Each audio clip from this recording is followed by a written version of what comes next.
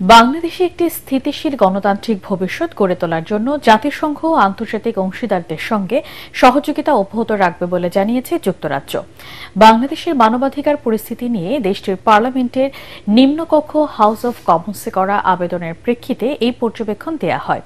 এর আগে ইংল্যান্ডের দক্ষিণ পূর্বাঞ্চলীয় এলাকা ওকিংয়ের বাংলাদেশি বংশোদ্ভূত বাসিন্দাদের পক্ষে ওই এলাকার পার্লামেন্ট সদস্য উইল ফরস্টার এই আবেদনটি করেন। যুক্তরাজ্য পার্লামেন্টের ওয়েবসাইটে ওই আবেদনের জবাবে বলা হয়েছে, বাংলাদেশের সহিংসতা, নিপীড়ন, ধ্বংসাত্মক কর্মকাণ্ড ও দমন নিপীড়নের ঘটনার খবর বাড়ছে। যুক্তরাজ্য সরকার যেন বাংলাদেশে মানবাধিকার লঙ্ঘনের বিষয়টি স্বীকার করে সেই আহ্বান জানাতে হাউস অব কমন্সের প্রতি অনুরোধ জানানো হয় আবেদনে। এতে আরও বলা হয়, যুক্তরাজ্য সরকার যেন এ বিষয়ে আন্তর্জাতিক অংশীদারদের সঙ্গে নিয়ে জাতিসংঘকে নিয়ে একটি তদন্ত পরিচালনা করে। পর্যবেক্ষণে পররাষ্ট্র প্রতিমন্ত্রী ক্যাথরিন ওয়েস্ট জানান, ধর্ম বা বিশ্বাসের স্বাধীনতা সহ মানবাধিকারের প্রসার ও সুরক্ষার প্রতি অঙ্গীকারবদ্ধ যুক্তরাজ্য।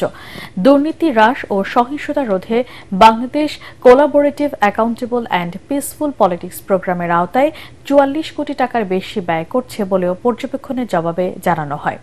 এছাড়াও সম্প্রতি বাংলাদেশের সার্বিক পরিস্থিতি তদন্তের জন্য জাতিসংঘের মানবাধিকার বিষয়ক হাই কমিশনের কার্যালয়কে আমন্ত্রণ জানানোয় অন্তর্বর্তী সরকারের প্রশংসা করা হয় পর্যবেক্ষণে।